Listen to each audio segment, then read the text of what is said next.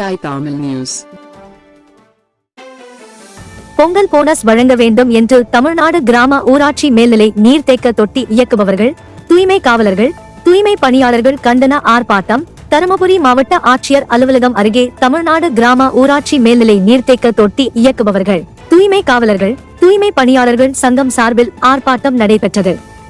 இந்த ஆர்ப்பாட்டத்திற்கு மாநில தலைவர் கிருஷ்ணன் தலைமை தாங்கினார்.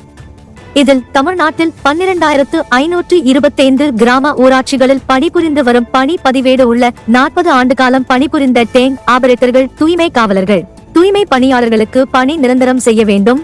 கிராம ஊராட்சியில் ரூபாய் 250 ஊதியத்தில் பல ஆண்டுகளாக பணிபுரியும் டேங்க் ஆபரேட்டர்களுக்கு பணி வரன் முறை வேண்டியும், 10 ஆண்டு பணி முடித்த தூய்மை பணியாளர்களுக்கு கால முறை ஊதியம் வழங்க வேண்டும். 3 ஆண்டு பணி முடித்த தூய்மை பணியாளர்களுக்கு சிறப்பு கால முறை ஊதியம் வேண்டும். 10 ஆண்டு பணி முடித்து கிராம ஊராட்சி தூய்மை காவலர்களுக்கு இதுவரை பொங்கல் போனஸ் கூட தமிழக அரசு வழங்கவில்லை. இதனால் உடனடியாக தமிழக அரசு தூய்மை காவலர்களுக்கு 5,000 ரூபாய் பொங்கல் போனஸ் வழங்க வேண்டும் என பல்வேறு கோரிக்கைகளை வலியுறுத்தி ஆர்ப்பாட்டம் நடத்தினர்.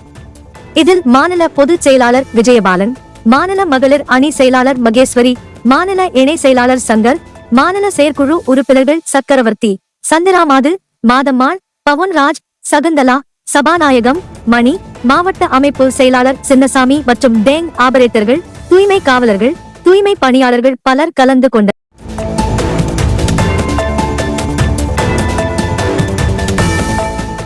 உண்மை குரல் செய்திகள் உடனுக்குடன் தெரிந்து கொள்ள DPI தமிழ் நியூஸ் சேனலை சப்ஸ்கிரைப் செய்து இணைந்திருங்கள்.